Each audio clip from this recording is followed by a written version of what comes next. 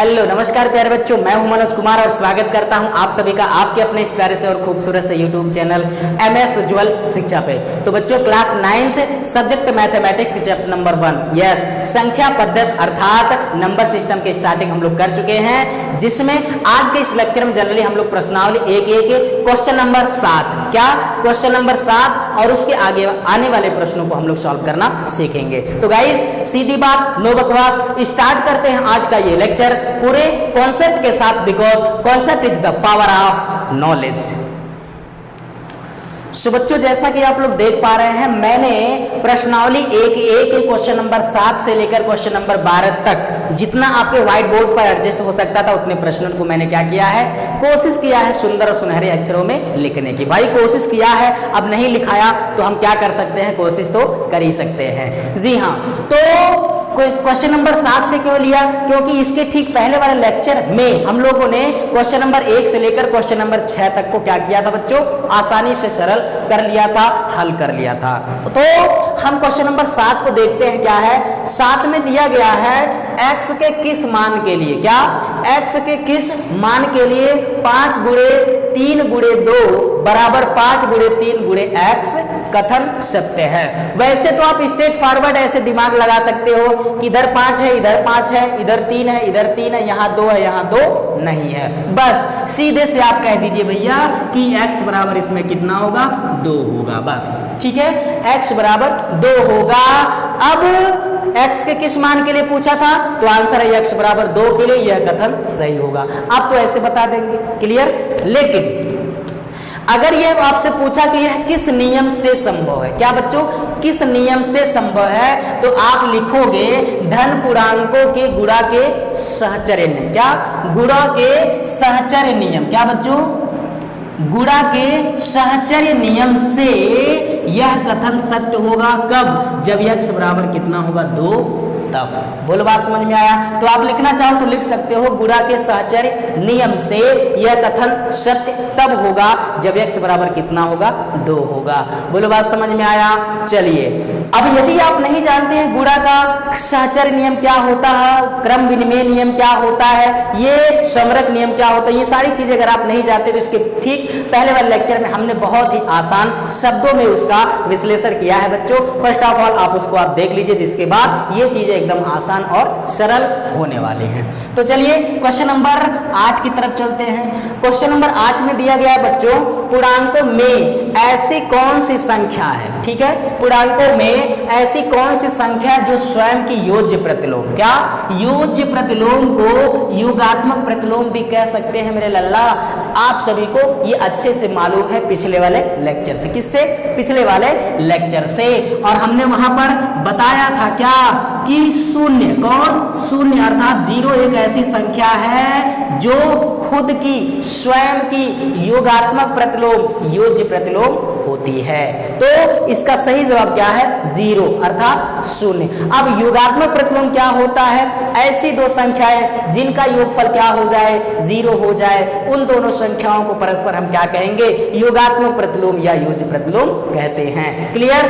तो शून्य एक ऐसी संख्या है जो स्वयं की क्या होती है मेरे लल्ला, तो इसका जवाब है योगात्मक प्रतिलोम होती है सर, योज्य प्रतिलोम होती है। इस चीज को हमेशा ध्यान में रखिएगा। क्लियर। चलिए क्वेश्चन नंबर 9 देखते हैं। क्वेश्चन नंबर 9 में कह रहा a समधन पूर्णांक है, क्या है, a कोई एक सम संख्या, क्या है बच्चा लोग, सम धन पूर्णांक संख्या है। तो a माइनस 1 और यहां कुछ नहीं तो गुणा a माइनस 1 गुणे a प्लस 1 सम है या विषम है। इसके कॉन्सेप्ट को भी हम लोगों ने पिछले वाले लेक्चर में एकदम दूध का दूध और पानी का पानी किया है, आसानी से इसका विश्लेषण किया है बच्चों कि a अगर सम संख्या है, किसी सम संख्या में एक जोड़िए या एक घटाइए तो जो नई संख्या बनेगी वो कौन होगी बच्चों, इसका जवाब है विषम होगी।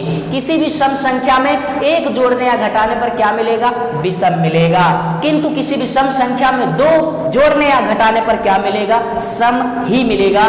ये बात मैंने बहुत अच्छे और लाजवाब तरीके से आपके सामने क्या किया बच्चों, क्लैरिफाई किया हुआ है। तो ए यहाँ सम संख्या है, सम संख्या में से एक को घटाओगे तो क्या मिलेगा बच्चों, इसका जवाब है सर झूठ मत बुलवाइए, विषम मिलेगा।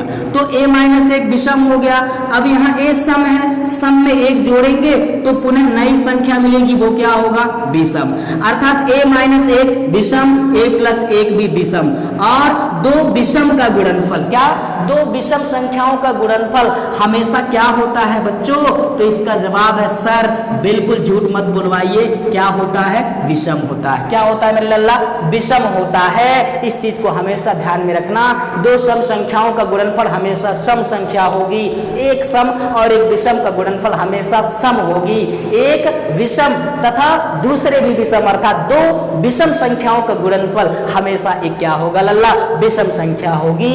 बोलो मेरे प्यारे हिंदुस्तान की जय। तो इस तरह से a माइनस एक, a प्लस एक क्या होगा बच्चों, एक विषम संख्या होगा। कब, जब a क्या हो, सम संख्या हो तब। बोलो बात समझ में आया। चलिए क्वेश्चन नंबर 10, संख्या रेखा पर 5 और 7 का योगफल लिखिए। तो संख्या रेखा बिल्कुल वही 6 और 7 में जो आप खींचे थे, ये इस तरह से ये हो गया मैंने, ठीक है, एक बना लिया लंबा सा रेखा, और यहां मैं लिख लेता हूं 0, क्या, 0 0, ये हो गया 0, और दाहिनी तरफ होता है +1, ठीक है, और 2 3 4 5 6 7 8 9 10 11 और 12, ठीक है, और भी आगे जाएंगे। और इधर आएगा शून्य के बाएं तरफ -1 -2 -3 -4, इस तरह से। क्लियर। तो आपको क्या दिखाना है बच्चों, 5 और 7 का योगफल। तो 5 यानी कहां से स्टार्ट करेंगे, 0 से 5 तक। तो ये रहा 5 और ये रहा 0, तो ये इसको हम लेकर जाएंगे 0 से 5 की तरफ। ये कितना हो गया बच्चों, तो इसका जवाब है सर 5 हो गया। यहाँ स्टेप गिनेंगे 1 2 3 4 5 स्टेप, 5 कदम। क्लियर, 5 यूनिट हो गया। तो ये 5 हो गया। अब आगे कितना, 7 यूनिट। तो ये 1 2 3 4 5 6 7 यानी आएगा यहाँ पर। तो इसको ऐसे, ये ऐसे कर, ये टेव इस तरह से। तो यहां से ये हो गया टोटल आपका, ये हो गया 5 यूनिट, ये हो गया 7 यूनिट, और टोटल अगर गिनेंगे तो 1 2 3 4 5 6 7 8 9 10 11 12 यूनिट। तो इस तरह से यहां पर हो गया कितना, 0 से लेकर के, सॉरी चिच्छी कितना गंदा लिख रहा है, तो ये लिख सकते हैं इस तरह से। ये हो जाएगा आपका क्या बच्चा लोग, तो इसका आंसर है, ये हो गया सुंदर सा जो गेट आपको दिख रहा है, ये हो गया 5 + 7 = 12, यानी 5 और 7 के योगफल को संख्या रेखा पर ऐसे सुंदर और लाजवाब तरीके से दिखाते हैं मेरे लल्ला। इस चीज को हमेशा ध्यान में रखेंगे। और जब आप इतनी से थे, कितना, इतनी से थे, तभी आप लोगों ने ये चीज कर लिया था, वो भी क्लास 6 और 7 में। याद आया। चलिए बहुत अच्छी बात है बच्चों। अब हम चलते हैं क्वेश्चन नंबर 11 की तरफ। क्वेश्चन नंबर 11 क्या है बच्चों, सत्य और असत्य कथन छांटना है। क्या, क्वेश्चन नंबर 11 में 3 प्रश्न या 3 कथन दिए गए हैं, इनमें सही कथन कौन है, गलत, यानी सत्य और असत्य कथन की चुनाव आपको करना है। ठीक है, सो चलिए देखते हैं क्वेश्चन नंबर 11 के पहले, दूसरे और तीसरे पार्ट को क्या है। 11वें का पहले प्रश्न में कहा गया बच्चों, 2 धनात्मक अभाज्य। कौन, 2 धनात्मक अभाज्य।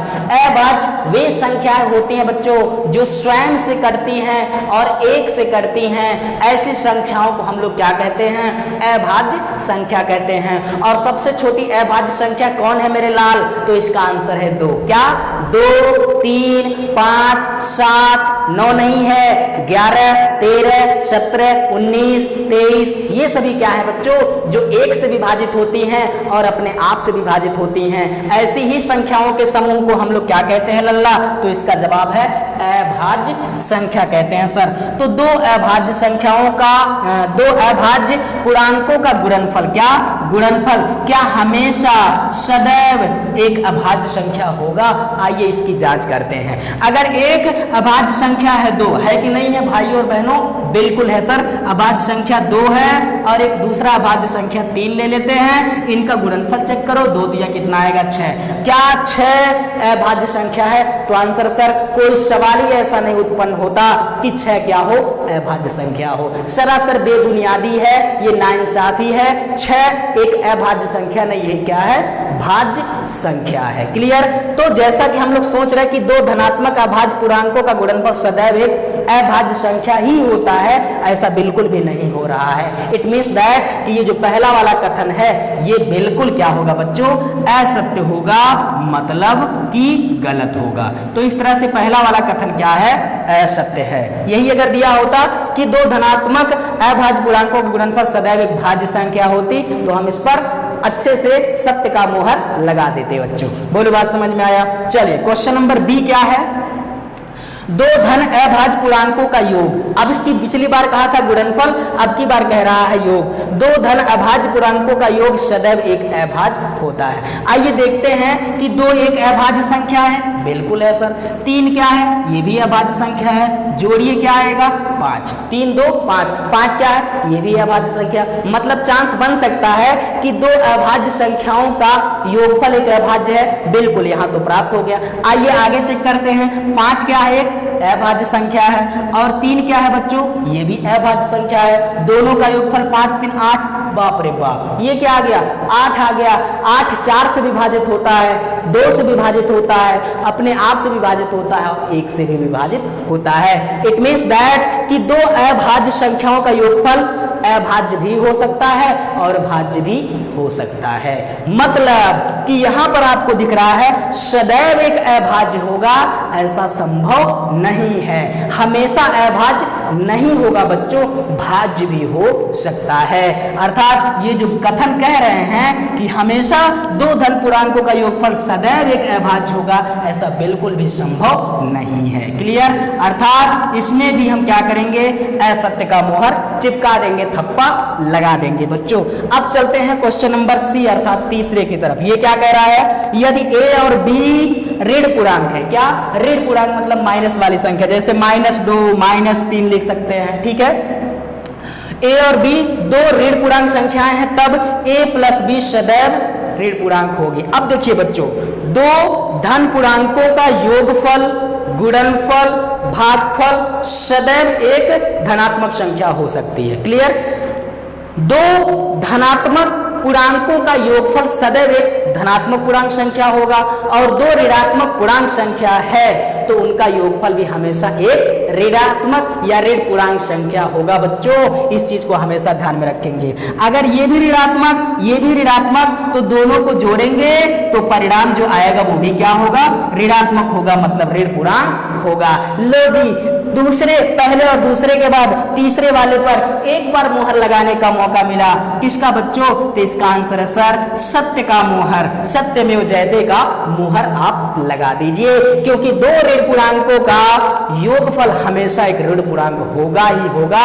इसमें कोई ऐसा लेकिन इफ बट नहीं उत्पन्न होता कि जो इसको गलत सिद्ध कर दे बच्चों। तो आई होप आप लोग को समझ में आ गया होगा। अब देखते हैं क्वेश्चन नंबर 12 को। देखिए क्या है क्वेश्चन नंबर 12, क्या दिख रहा है बच्चों? यदि ए धनात्मक पूर्णांक संख्या है। ए क्या है बच्चों? एक धनात्मक पूर्णांक संख्या है। तो दिखाइए, दर्शाइए या सिद्ध कीजिए कि ए गुणे ए प्लस 1, ए प्लस 2, ए प्लस 3, यानी ये जो है बच्चों ऐसी संख्या है जो 24 से पूर्णतः 24 अर्थात 24 से पूर्णतः विभाजित हो गया, ऐसा आपको सिद्ध करना है। अब थोड़ा सा सोचिए कि अगर ए एक धनात्मक पूर्णांक संख्या है तो ए प्लस 1 उसकी अगली क्रमागत संख्या होगी, a प्लस 2 उसके ठीक बाद वाला, a प्लस 3 ठीक उसके बाद वाला। यहाँ पर 1 2 3 4 संख्याएं हैं और मजे की बात है कि ये 4 के चारों क्रमागत संख्याएं हैं। क्रमागत संख्या मतलब जो एक क्रम से आने वाली संख्याएं हैं। सो थोड़ा सा यहाँ पर आप लोग देखिए कि कोई भी क्रमागत 4 धन पूर्णांक संख्याएं कोई भी क्रमागत 4 धन पूर्णांक संख्याएं बच्चों 4 से जरूर विभाजित होंगी, 3 से विभाजित होगी और 2 से विभाजित होगी। जैसे कोई भी आप बताइए, आप लोग कोई भी 4 क्रमागत धन पूर्णांक संख्या, आप लोग कह रहे हैं सर 9 ले लीजिए, 10, 11 और 12, ये क्रमागत 4 धनात्मक पूर्णांक संख्याएं हैं। अब इन चारों में से एक संख्या जरूर ऐसी है बच्चों जो 4 से कटेगा, एक संख्या जरूर ऐसी है जो 3 से कटेगा और एक संख्या जरूर ऐसी है जो 2 से कटेगा।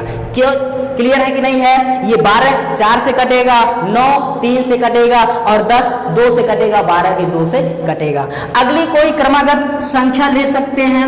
मान लिया जाए आपने कहा सर 21 22 23 23 24 ले लीजिए, तो इसमें भी आप देख पा रहे हैं बच्चों एक संख्या जरूर ऐसी होगी जो 4 से कटेगी, एक संख्या जरूर ऐसी है जो 3 से कटेगी, एक संख्या जरूर ऐसी है जो 2 से कटेगी। अर्थात हमारे कहने का मतलब यह है कि अगर एक कोई धनात्मक पूर्णांक संख्या है तो इन 4 क्रमागत संख्याओं में से एक संख्या जरूर ऐसी है जो किससे कटेगा बच्चों? 4 से कटेगा। किससे? 4 से कटेगा लल्ला। और इनमें से जरूर एक संख्या ऐसी है जो किससे कटेगा? 3 से कटेगा। और साथ ही साथ इसमें से जरूर एक संख्या ऐसी है जो किससे कटेगा? 2 से कटेगा। और 1 से तो सबके सब कटेंगे। क्लियर? फाइनली इनका गुणन करिए और इसका एक बड़ी से बड़ी संख्या जो इन तीनों से कट रही है वो 4 3 12 दूना 24। तो इस तरह से आप देख सकते हो कि यह एक ऐसी संख्या प्राप्त होगी जो 24 से कोई शक नहीं है पूर्णतः विभाजित होगा ही होगा मेरे लल्ला। इस चीज को हमेशा अपने दिल दिमाग मन मस्तिष्क को रोम रोम में बसा लेना। आप इस चीज को चाहो तो लिख लीजिएगा, ठीक है? हमने स्ट्रेट फॉरवर्ड इसका आंसर आपको बताने की कोशिश किया है, वो भी समझा करके, ठीक है? सो फटाफट आप लोग क्वेश्चन नंबर 12 तक स्क्रीनशॉट ले लीजिए। अब हम बचे हुए शेष प्रश्नों को लेकर के आपके सामने आते हैं और तब तक आप लोग फटाफट स्क्रीनशॉट ले लीजिए। तो चलिए बच्चों, अब हम लोगों ने क्वेश्चन नंबर 13, 14 और 15 अर्थात प्रश्नावली 1A के शेष बचे हुए प्रश्नों को आपके सामने लिख लिया है। अब 13वां सवाल क्या है बच्चों? A सम संख्या है, कह रहा A कोई सम धन पूर्णांक संख्या है तथा B विषम धन पूर्णांक संख्या है, तो निम्न में सम कौन होंगे, यानी सम संख्याएं कौन होंगी बच्चों, ऐसा आपको छांटना है। देखिए, अगर a एक सम संख्या है तो a स्क्वायर क्या होगा?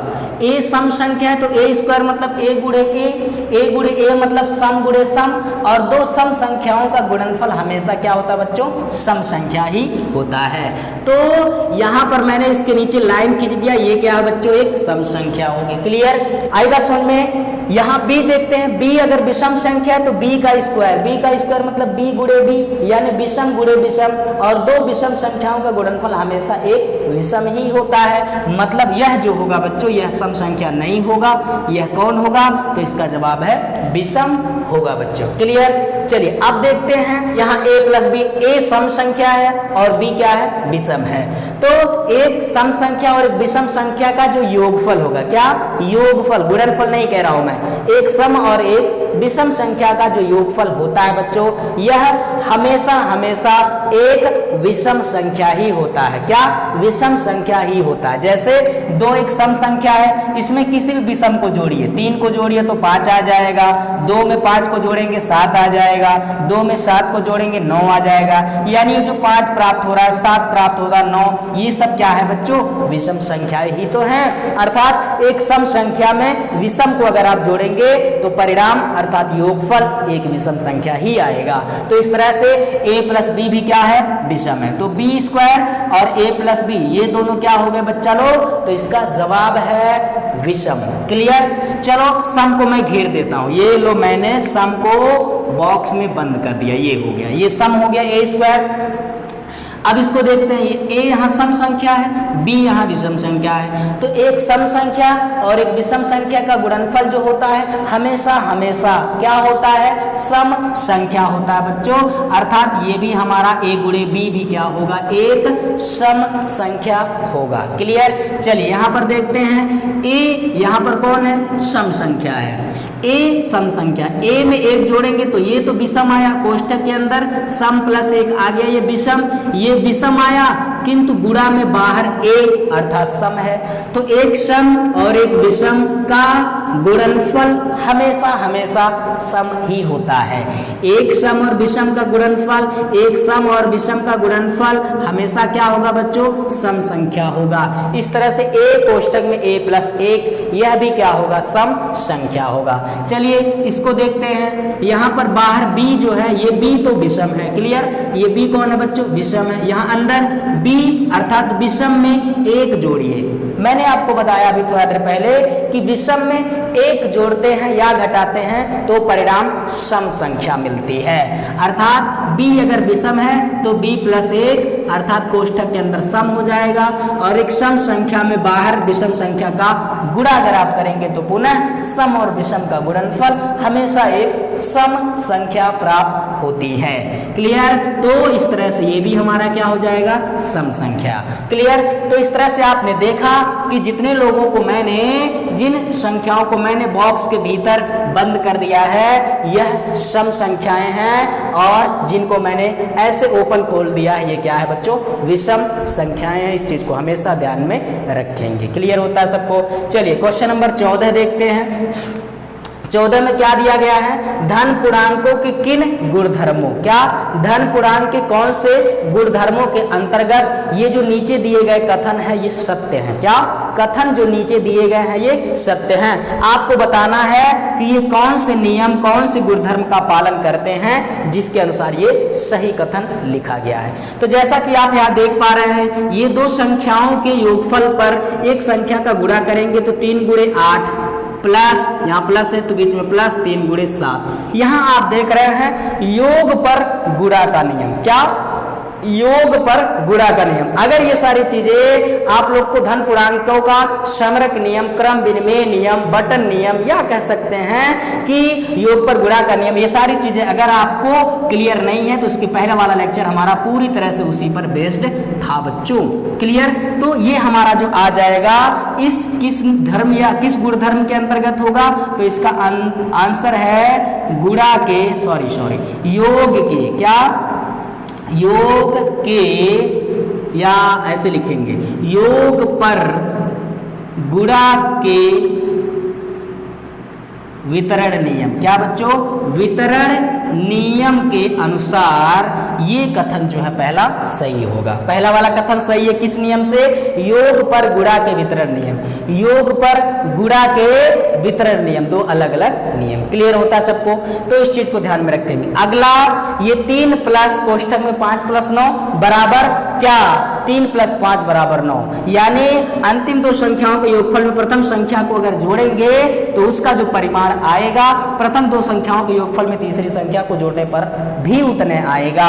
और यह किस नियम से है? तो इसका जवाब है धन पूर्णांकों के योग पर। क्या? योग का सहचर्य नियम है बच्चों। कौन सा? सहचर्य नियम के अंतर्गत आता है, अर्थात ये 100% सही होगा। किस पर? धन पूर्णांकों के योग का सहचर्य नियम से यह सत्य होगा, कथन सही होगा। चलिए यहाँ पर देखो 3 गुणे 2 को 2 गुणे 3 लिख सकते हैं। यह कौन सा नियम है? तो इसका जवाब है सर ये गुणा के क्रम विनिमेय। क्या लल्ला?